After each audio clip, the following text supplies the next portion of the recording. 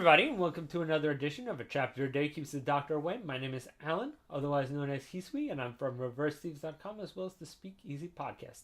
And this time, I am looking at Bleach, Chapter 556. What is your fear?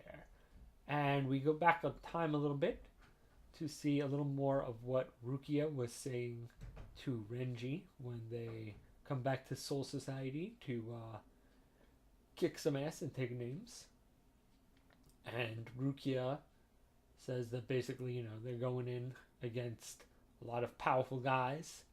Thereby, every time that they have a fight, after they win, they should go back into hiding, rest up, and then jump another one of these super Quincy's.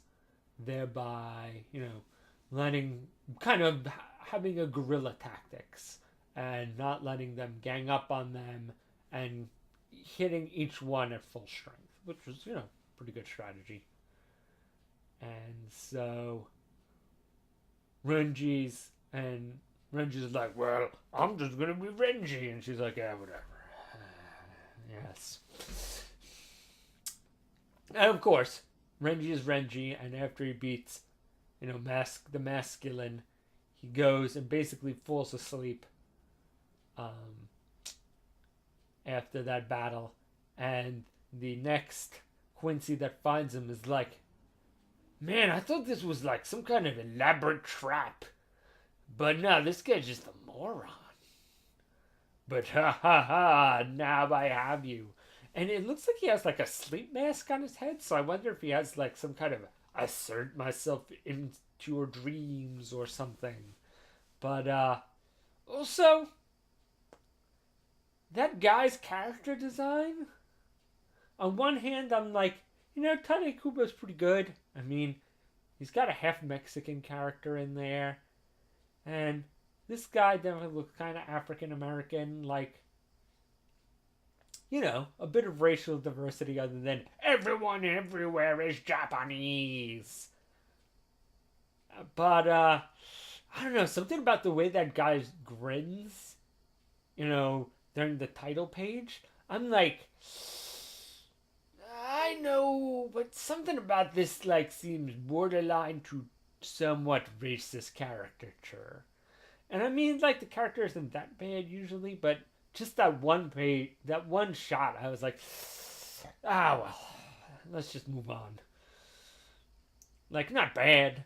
It's not like he's like, dude in blackface kind of horrible, but, or like old Tezuka kind of like, ooh, you really gotta kind of, just like, it's the time, it isn't right, but, enjoy the story and just realize, but move on kind of thing. It's not that bad, but it's also not like super good. And maybe I'm like reading too much into it and, being a little like Tumblr social justice warrior. But I don't know, I just like, once again, not like so horribly racist that I'm like, Bleach, you're done forever. I don't care how many chapters you have till the end. I am out of here. That was horrible. It's not bad. It's just, Yeah, I mean, considering that, other stuff that I've seen, not horrible. Probably spending way too much time talking about it than it probably deserves, but whatever. But yeah, it's good to see that Renji's going back to form and totally being a dumbass.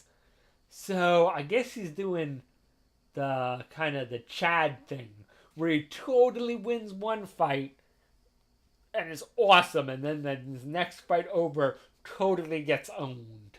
So Renji's moved up from never wins a fight to wins a fight and then totally acts like a jobber. I mean, he could win this fight. Who knows? It's like the end of the manga. The rules don't matter anymore.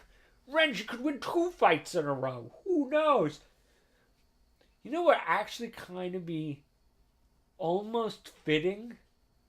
Is if Renji starts to lose and then out of nowhere, Chad comes in and saves him. That would almost be hysterical. I almost kind of want to see that. Like, because, I mean, Renji won a fight. Like, really, past this point, I'm kind of like, I don't know really if he could ever win again. Like, even in, like, against, like, a half dead Quincy, who's like, I've only got 6 swords in me. I could still beat you, Renji. Maybe if it was 8, but 6, whatever. Taking you down. But, we'll see. Miracles can happen. But, actually, the rest of the chapter is pretty cool because, oh my god, Rukia is almost a cool character, like she was at the beginning of the manga.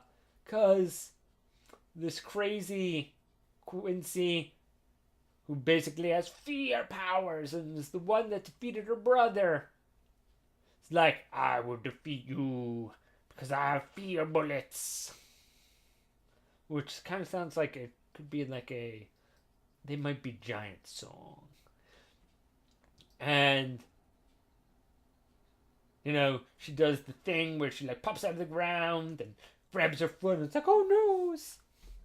And shoots her little fear bullets at her and Rukia tries to block with ice and she's like, fear can't be blocked with ice. And I'm like, maybe if you're icy enough. And so apparently at the end of the chapter we learn that Rukia is pretty hardcore and is like, maybe the thing you fear is people not being affected by your fear power. Oh!